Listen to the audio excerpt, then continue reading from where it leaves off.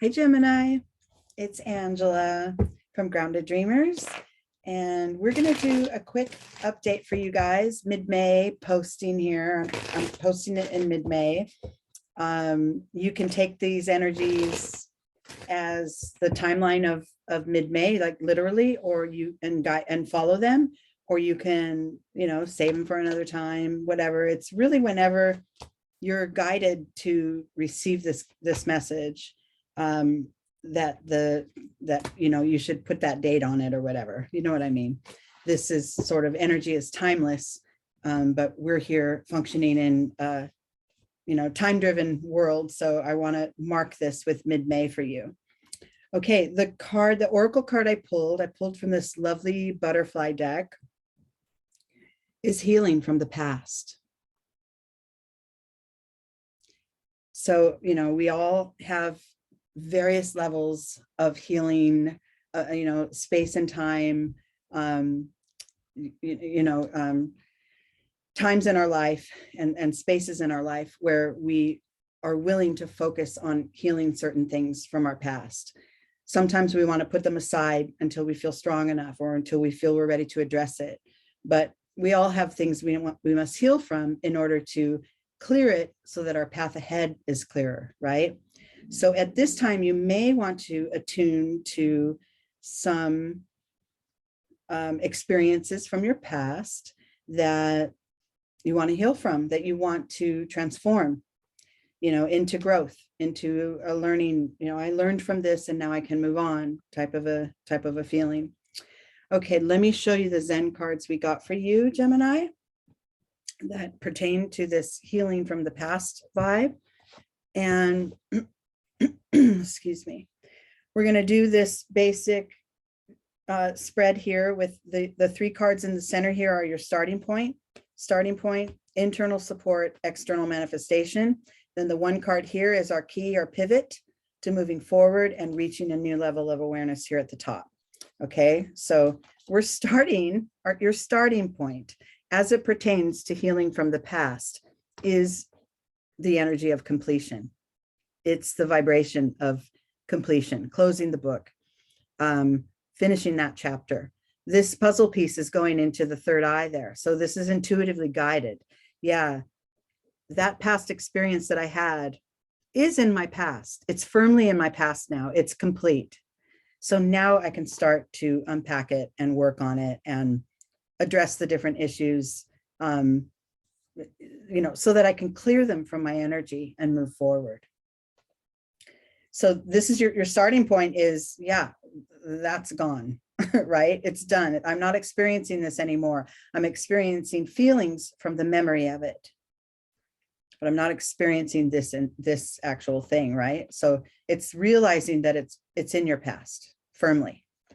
Internally, you're supported by this is the miser card. So this is asking you to let down some of your walls, right? She's got all her riches and everything she loves gathered close to her chest, held close, and has a wall around her that's keeping her protected from whatever outside sources or any vulnerabilities that she may experience by giving it away, by showing up a little more freely.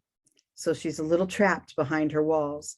And within you, I think there's some of you that may realize that your key to clearing this is to drop some of those walls, is to show up as your authentic self, let the tears flow, let the screams come out, find the anger, tap into it, show all of you, right? Show all of yourself so that it clears. And then there's an open path to move forward. And then once you start to get into that realization and tap into that clearing energy and opening up, actually, then in your external world, oh yeah, look, it shows up as your higher self is clear. Your higher self is on board now. This is also an intuitively focused card, just like that. So you're beginning to, I feel for some of you, there's a shift from that happened to me. I am who I am as a result of that happening to me only. right? Like so much focus on whatever events occurred that were harmful to your heart and your spirit and your body and your mind. And so focused on that, that's informing who you are, that's shaping who you are. When what you're starting to get is messages that not so much, there's more to me, right? There's a higher self, there's a connectedness to the divine that I can sort of flesh out and perfect, so that I'm moving on a different plane. I'm still on this earth, I'm still, walking this planet, but I can also realize the energy beyond all of it, beyond all that I can see and do and touch. But there's an energy that's guiding me as well. And that would be the divine, your higher self is tapped into that. So this starts to develop. It starts with, though, opening up those, taking those walls down within the parts of you that you've walled off from others or from yourself even. Doesn't have to come down all at once. You can start with one brick, right? But that's what cracks it open. That's what brings you to a higher level of awareness. Okay. The key to moving forward, look at this, all these high consciousness cards for you. You're mastering this. The key to moving forward, and I'm going to say this because it just came to me. I don't really know. I was guided to say this. The key to moving forward is realizing you do not have to be the master at everything. That realization is mastery itself, right? I can be fallible. I can be a flawed human being and still successfully move through this planet.